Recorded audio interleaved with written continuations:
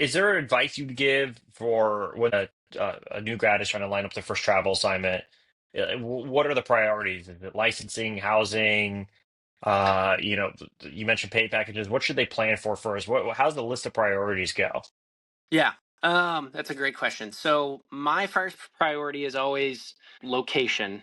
Where am I trying to go is always my particular first priority.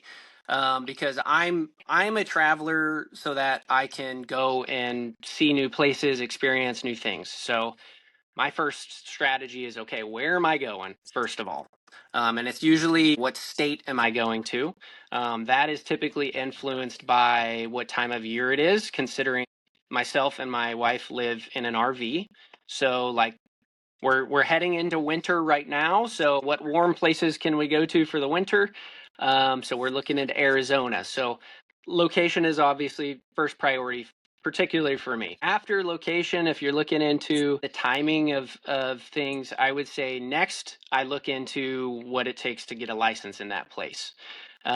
Fortunately for me, I have the option of utilizing the PT Compact, which is like an agreement between participating states that allow you to use, if I have my Missouri license, which I do.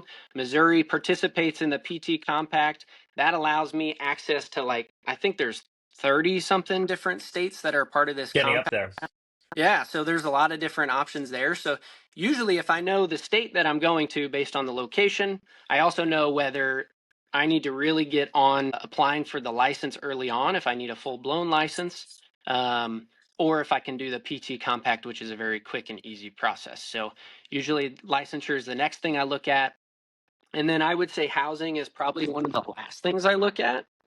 After my very first contract, I wait for putting down a deposit, things like that for housing, because I was kind of burnt on my very first contract ever. I signed a contract, and then and I put down a deposit on a lease for an apartment. This was before we had the RV, and then like 2 weeks before we started the job, they dropped the contract. So lost out on all that stuff. So housing is, for me, is kind of the last thing I look at. Usually I go through the whole interview process. I kind of get a feel for whether the interview process went well and whether I'm going to get that position. And then I start looking into options as far as what's available housing wise. For us, it's, looking into RV parks, campgrounds. If I know there's a lot of options, things like that, then and then I pull the trigger on signing a contract and then move forward with the housing. The advantage of an RV. I mean, you kind of learned your lesson, right? You're going to an apartment, you're like, let's get an RV so we never have to deal with this ever again. Right. Yeah, it's a little quick and easier process. For sure.